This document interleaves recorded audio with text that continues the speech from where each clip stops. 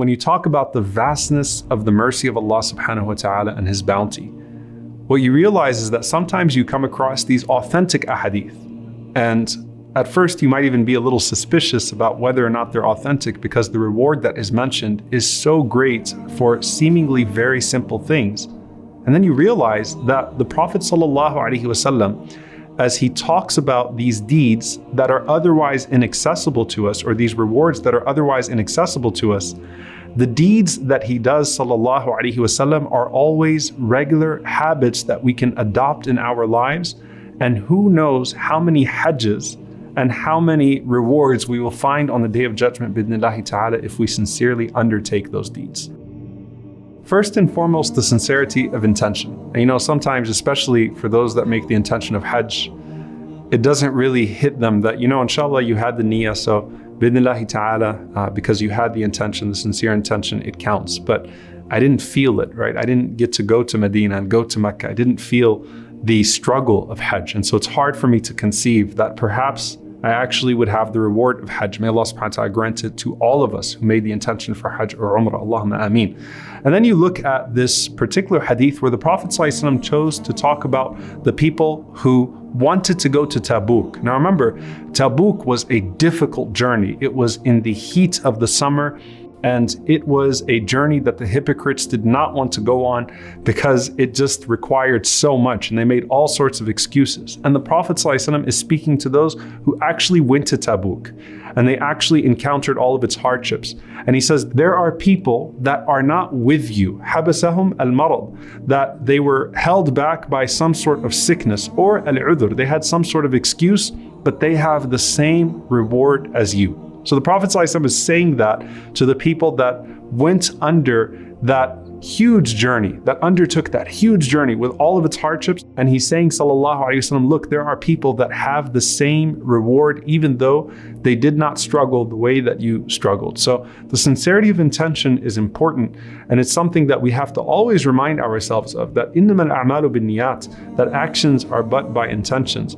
It's not just some sort of comfort that the Prophet ﷺ gives to us when we can't fulfill a deed. It's something that requires work. Like, you have to actually work on your intention and make sure that as you intend to do something, that you sincerely intend it for Allah subhanahu wa ta'ala, and then the reward is assured from Allah subhanahu wa ta'ala. Now, one of the things that we see with the Sahabah is that when they moved to Al-Madinah, for example, they were unable to make it to Mecca, and they missed Umrah. And we see the wisdom of the hadith of the Prophet ﷺ, where he says that whoever makes wudu in Medina and then he heads out to Masjid Quba, the first masjid in Islam, to pray 2 rak'ahs, that will equal Umrah, that will actually equal Umrah. So imagine if you just moved to Medina and you now have that comfort from the Prophet ﷺ that going out to Quba is like going to Mecca and getting the reward of Umrah. So that's something that we still do today, because in the mercy of Allah, though there might be context to these things, they are not restricted in their reward. This is something that is available to the entire ummah. And so you have one of the most hopeful hadiths, not just about attaining the reward of Hajj, but Hajj with the Prophet sallallahu alaihi wasallam. Imagine if you lived in Medina and everyone came back and you missed out, right? Think about the few people that did not get to go on Hajj with the Prophet sallallahu alaihi wasallam, and it's being referred to as Hajjatul Wada', the farewell Hajj. There's a chance that the Prophet sallallahu alaihi wasallam won't go out again. And so people are really remorseful and regretful that did not go with the Prophet ﷺ. And there's this particular woman, Sinan al-Ansariya, radiyallahu ta'ala anha, who was so sad because she wanted to go on Hajj with the Prophet ﷺ, but she was unable to. So she goes to the Prophet ﷺ and she complains to the Prophet ﷺ about her situation, that, Ya Rasulullah, I missed Hajj with you. So this is after the Hajj. And the Prophet ﷺ says, well, what stopped you from doing Hajj with us, O Sinan? And she said, my husband only has 2 camels. He used one for himself to go out with Hajj for you, and the other camel is for irrigating our land. So I had no way to actually go out with Hajj or for Hajj with you, sallallahu alaihi wasallam. The Prophet ﷺ could have given her a specific answer to her situation. He could have said to her, for example, that, you had the sincere intention, so inshallah it counts. And that would have been true to everything that the Prophet ﷺ had already said about so many other things. but instead a gift to the entire ummah. The Prophet ﷺ says to her, if you can go out in Umrah in Ramadan, فَإِنَّ عُمْرَةً فِي رَمَضَانَ تَقْضِي حَجَّةً مَعِي. If you do Umrah in Ramadan, it is equal to doing Hajj with me. Notice the Prophet ﷺ did not tell her to go to Hajj next year, because the Prophet ﷺ knew that he would not be around for Hajj next year. But he gave a gift to the Ummah. May Allah reward Sinan for asking the Prophet ﷺ that question, because when you see the Haram in normal circumstances full in the time of Ramadan and the people flocking from all over the world, know that that is the reward of Hajj with the Prophet ﷺ. Now you have all of these various deeds, and this is something that I want to end this series with, because these are things that are accessible to all of us bi'idhnillahi ta'ala, and they all equal Hajj.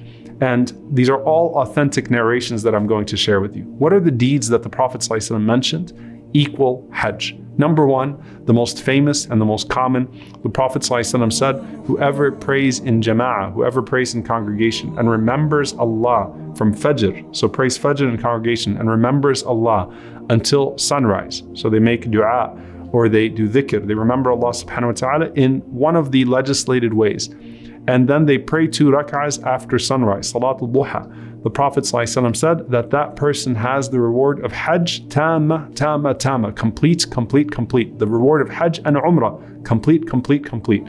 So that's something that you can do on a regular basis. You could pray Fajr and you could stay until sunrise, and that is the reward of Hajj and Umrah. And that's something that the Prophet ﷺ mentions authentically. Then there are other narrations, all of them authentic. One of them, the Prophet ﷺ said, Man masha ila salatin maktubatin fil jama'ah. Whoever walks to one of the obligatory prayers to pray in congregation, fahiya kahajja, then that is the reward of Hajj. وَمَنْ مَشَى إِلَى صَلَاةٍ تَطَوُّعٍ. And whoever walks to pray a voluntary prayer in the masjid, then that is Umrah. And in one narration, the Prophet ﷺ specified Salatul Duha. So if a person one day decides that they want to go to Salatul Duha, or they want to go pray 2 rak'ahs in the masjid, Salatul Duha, or a voluntary prayer, then that is the reward of Umrah. And when a person walks to the mandatory salah, and the Prophet ﷺ says, that is like a Hajj, complete. Well, what about the other things? And notice they all surround the masjid here, right? The Prophet ﷺ said in another authentic hadith, Man ghada ila al-masjid, la yuridu illa an yata'allama khayra aw yu'allima. Whoever goes out to the masjid, and what they want, the only thing that they want, is to learn something good or teach something good. So both the student and the teacher, when there's a halaqah, and you go out to the masjid, to one of those circles of remembrance. And think about this, by the way, in the age of everything being virtual now, especially post-COVID, right? When things open up and you actually have the opportunity to go and listen to something in person, attend a class live. The Prophet ﷺ said, كَانَ لَهُ كَأَجْرِ حَاجٍ, that person has the reward of a person who went out for Hajj, tamma. And he said, all together, complete. Why does the Prophet ﷺ keep saying tamma? Because you might be thinking to yourself, come on, Ya Rasulullah, really? The entire Hajj? The Prophet ﷺ is saying the reward of Hajj, complete. So these are things, subhanAllah, that surround the masjid that a person could do on a regular basis. Praying Salatul Fajr and staying until Salatul Duha. Going to the obligatory prayer, or going to pray a voluntary prayer, specifically perhaps Salatul Duha when they have the opportunity to do so. Or a person going to the masjid to learn or to teach. May Allah subhanahu wa ta'ala make that reward accessible to all of us. Allahumma ameen. And then there's one more narration that I want to share with you in this regard, also an authentic narration from Anas ibn Malik radiallahu ta'ala anhu, a powerful narration. He says that a man came to the Prophet sallallahu alaihi wasallam, أتى رجل النبي صلى الله عليه وسلم فقال إني أشتهي الجهاد. He said that I want to go out and fight for the sake of Allah subhanahu wa ta'ala. I desire to go out and fight for the sake of Allah subhanahu wa ta'ala, to struggle in the path of Allah. وإني لا أقدر عليه, but I don't have the means to do so. So I can't go out in Tabuk, I can't go out in Hunain. Ya Rasulullah, I'm unable to do so.